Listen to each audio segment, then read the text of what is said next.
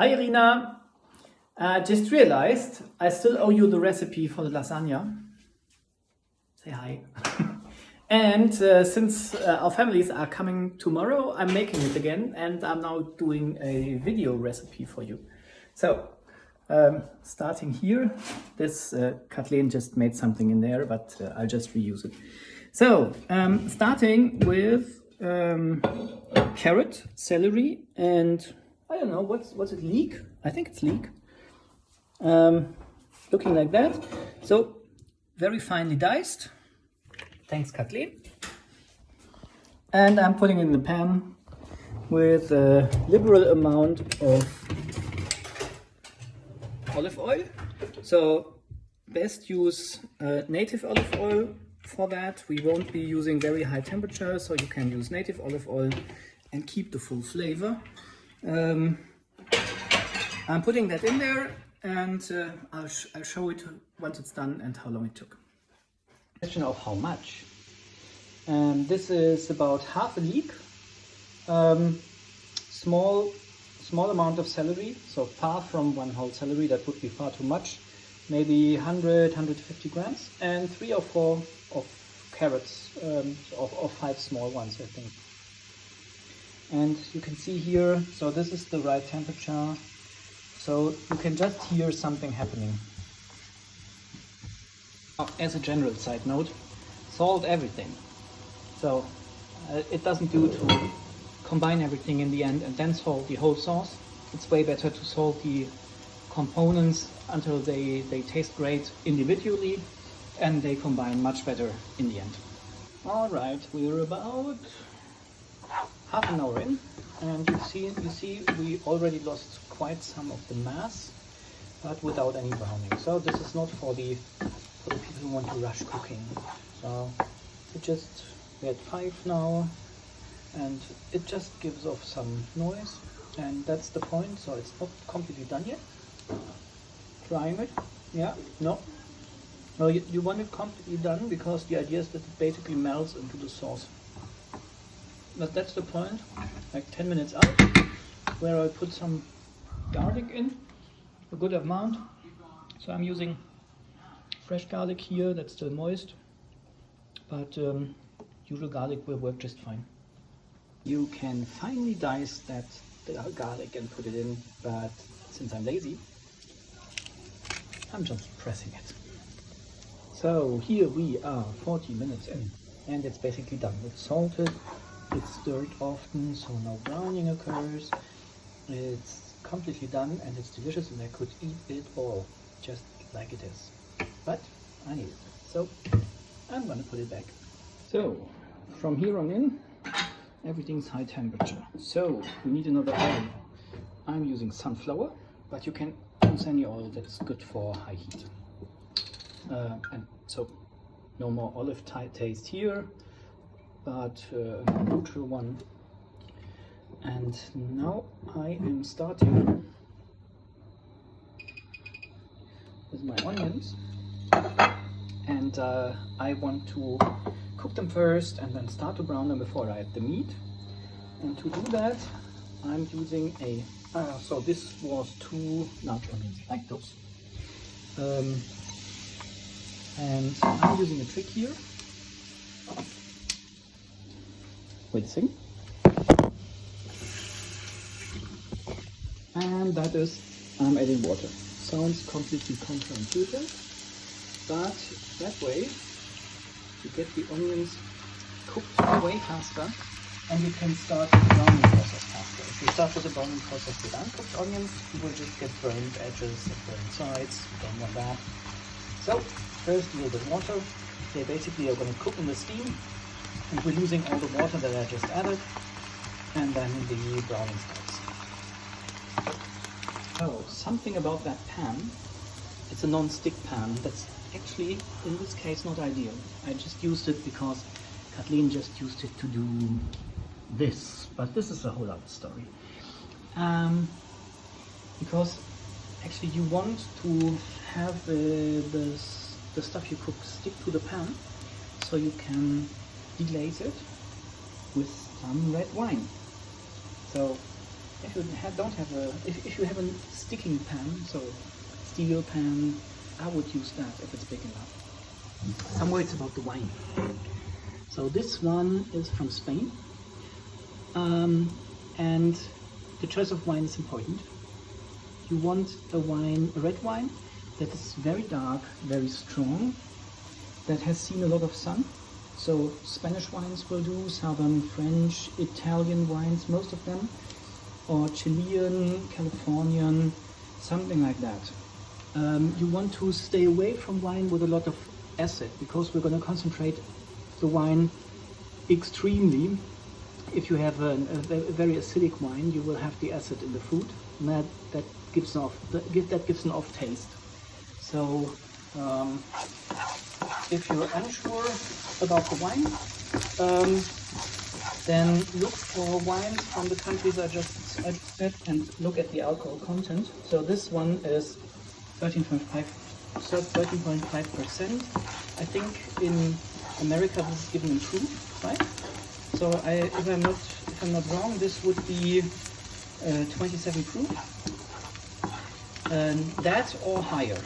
So 14% is okay, but I wouldn't go much below that. And if you pour it in a glass and you can see your finger on the other side of the glass, then this is not the right wine. So you don't want a light and mellow red wine, you want a strong red wine. So we have a non-sticking pan, so there's nothing to deglaze. I'm gonna start deglazing anyways.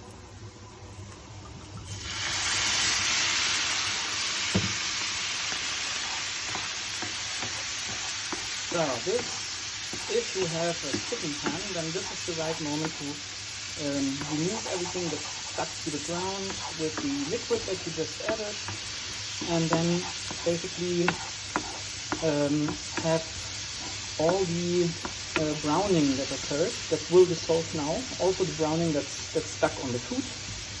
And this happens here now, and basically this combines and makes mellow out, and we will do this over and over again until the entire bottle of wine is in the food. And you see we already lost most of the wine again, so we're losing most of the alcohol. A little bit of the alcohol is left in the sauce at the end, so I wouldn't serve this to an alcoholic, but otherwise you should be fine. I would even serve this to children, so the alcohol content in the end is really, really low, approximately in the same area as an apple juice. So we have done the deglazing twice now, and they really start to come together. Let's try. Yeah. And that's the point. If you had a lot more onions, that's the point where you could add some balsamic vinegar, quite a lot, and some sugar, and you would get wonderful onion marmalade. Perfect on burgers. But in this case, we're going in another direction, and we're adding a turbo boost for taste, and that is tomato paste. So this is half a unit. That's like 100 grams. I'm gonna add that, and I'm gonna add it now and treat it with high heat, because it's quite acidic and we don't want that. But this is a kind of acid that basically goes away or decomposes when you treat it with high heat. So we're doing that now.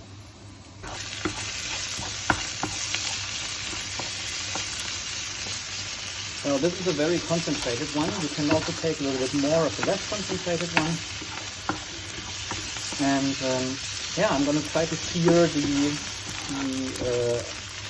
surface of the tomato paste, and then deglaze it with wine, of course, until it combines to a paste and not this rather sticky stuff you see here.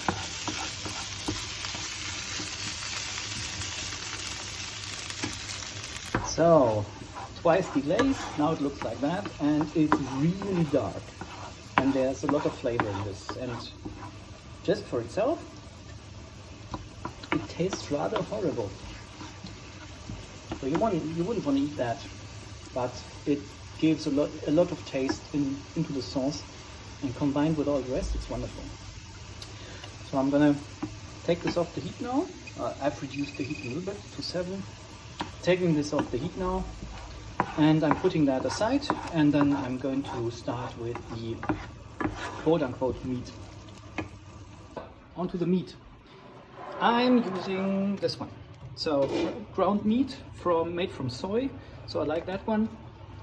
And I'm trying to use ground meat that resembles already cooked ground meat and not raw ones. That's also possible. So the one that you ate when you were here was made from vegetarian ground meat that resembled raw ground meat that has a lot more water that you need to get out. So they only had one of those, so I took that one. And this is from soy, this is from sunflower protein, and I'm using those. So the idea is, again, treat it with a lot of heat, reduce all the water that's in there, so get rid of the water and produce a lot of flavor by searing it and then deglazing with wine. And again, I'm using a little bit of the same oil again, so something that you can heat to a high temperature without it decomposing. So almost done, almost the entire bottle, so like 3/4 of this bottle is going in the meat. And I think there's one last deglazing in there. So I always let it cook until it's completely dry, like that. So it's really dry and it starts to sear, and then I'll add some wine and deglaze. So we're almost done with that, and then I'm starting to combine things. Last deglazing done, everything is finished, and I've tried this. This is delicious, a lot of flavor from the red wine. And here we have the next flavor bomb, red wine, and especially roast aromatics, and the very mellow greens. And now I'm going to start to combine this, and I will also put in, oh wait a second, I haven't fetched it yet. So, and I'm also going to put in tomatoes, and these are canned tomatoes from Italy in small pieces, small chunks. So I've added 2 cans of tomatoes, that's 800 grams, and I'm going to stir it and then show you the consistency in the end. Adding a 3rd can because I do not have enough water in there. Alright, that looks about right. So you want some liquid in there because you're going to add the noodles, the lasagna plates dry, and you need the liquid for that in the 2 sauces. So this is the first sauce. So I'm not going to cook that for another 20 minutes on low heat, just to combine all the tastes. So this is done. After all the flavors are combined, just see how much salt you need to add, then add some black pepper. And what I do is to add a little bit of spicy chili powder, not enough to make it really spicy, but just to be in the background somewhere, and I don't know, a little bit, a pinch or half a teaspoon of sugar. Alright, done with the first sauce, and we're already past the halfway point. So we have flavor here, flavor's done. Now for the creaminess.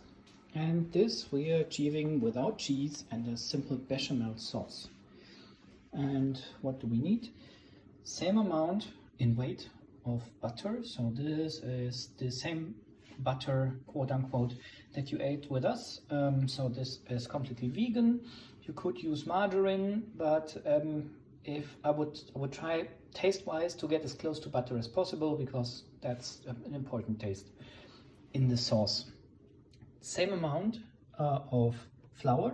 So this is wheat flour, 30 grams of both, and a little bit like 15 times the amount of milk. So this is Oatly, but you can use any kind of milk product that you like. And then we will need salt, pepper, and nutmeg. And I'm cheating a little bit, and I am adding a vegetable bouillon. So, instant. So, I'm taking off a little bit of the milk, like a small glassful, heating it up in the microwave and dissolve the bouillon in it. Okay, dissolving the butter, not too high heat, we don't want to brown it. So now we're basically doing the exact opposite as with the tomato sauce. No high heat, take it slow. This is not supposed to build any strong flavors. And I will not be able to film all of it because so once the butter is dissolved, I will add the flour and fry it a little bit. No browning though, so really low heat. So this is already getting to be too much. Okay, and once that happened, once the flour is coated with the fat, then you start adding the milk portion by portion, like in 4 or 5 installments, and then you have to stir vigorously because it will clump immediately and get thick very quickly. And then you have to stir, and I will not be able to hold my mobile phone doing this. So basically, butter is melted. I'm adding the flour. So combining the two.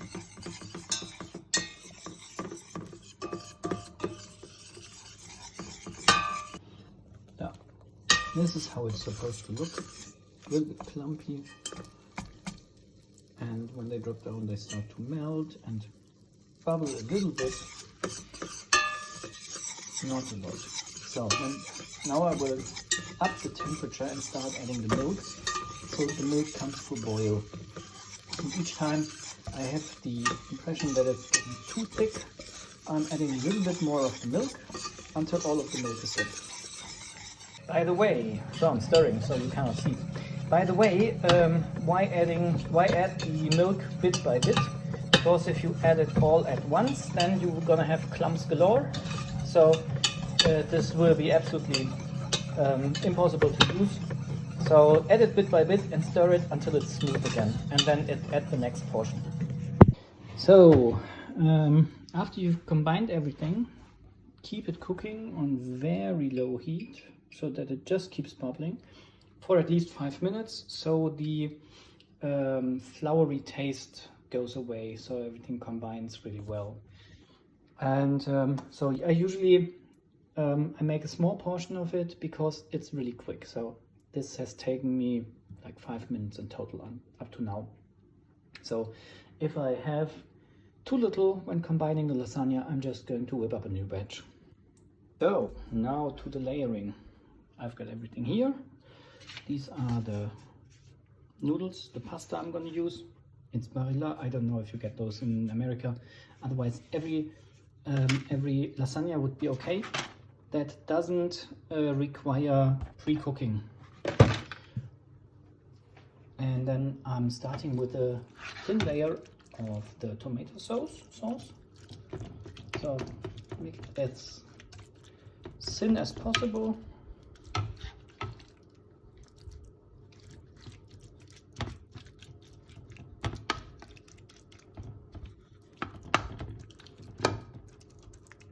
Like that. And now first layer of pasta.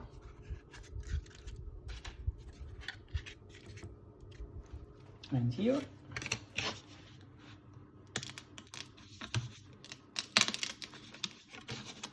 this is easier with 2 hands. Okay, like that. And from here on in, I'm always going 1 layer of tomato sauce, thin layer, thin as possible.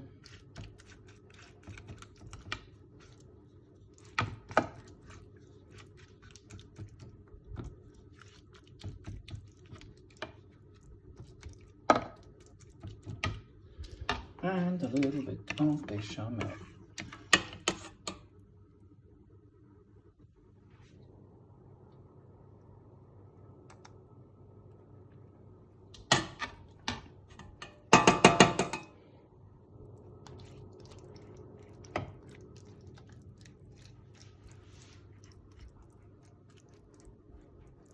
So that's it.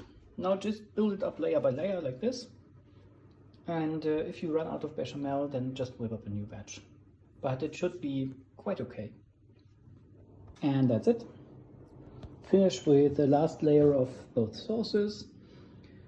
You don't need cheese on top. You can put, but you really don't need cheese on top.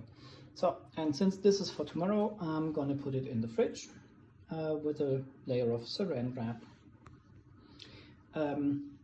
For finishing it, I would go with 190 degrees Celsius if you're using convection, 200 if no convection, and just keep it in until it's bubbling nicely and looks good. Then it's done. Okay, enjoy.